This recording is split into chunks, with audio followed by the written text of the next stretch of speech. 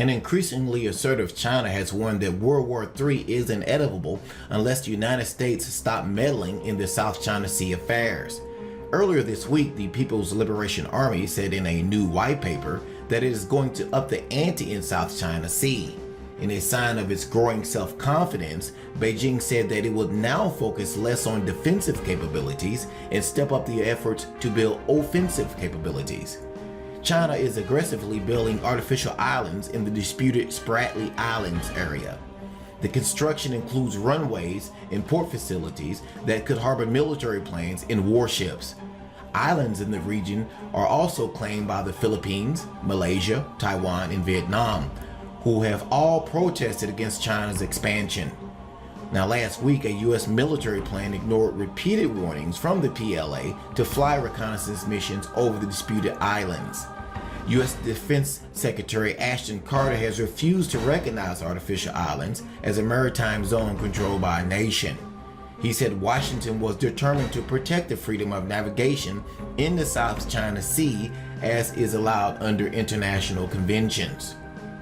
The Chinese military's new white paper notes that it is ready to use force beyond its borders in the air and at sea to safeguard the maritime possessions.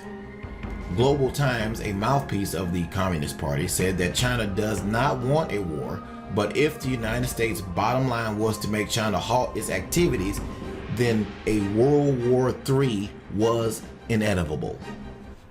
New reports from Australia suggest the Chinese have moved weapons onto the contested islands, which a few months ago were little more than underwater reefs. Just a week ago, the Chinese military issued a veiled threat to a U.S. Navy P-8 Poseidon surveillance plane that flew toward the Spratly Chain, which is claimed by several Asian nations, including the Philippines. For a military airplane, you are approaching my military security air. Please go away quickly in order to run department. The U.S. Defense Secretary, en route to a security conference in Asia, signaled a tougher U.S. stance. There should be no mistake about this. The United States will fly, sail, and operate wherever international law allows, as we do all around the world.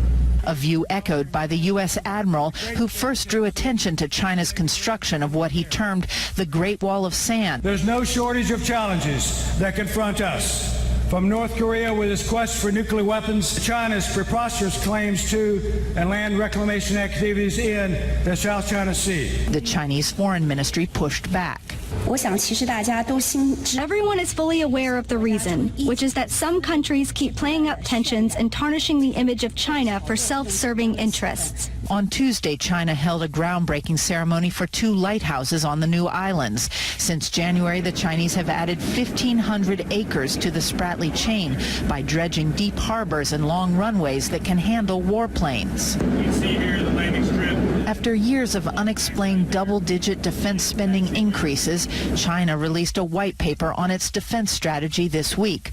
Quote, "The traditional mentality that land outweighs sea must be abandoned. 1/3 of the world's shipping commerce must pass through these waters, which are also rich in oil and gas." These are very important areas, especially the South China Sea, where you have $5.3 trillion of commerce goes over that water each year. It's more important than the Suez and Panama canals combined. Despite China's claims that its intentions are peaceful, the Pentagon was skeptical. As one U.S. defense official put it to us, they are not research stations.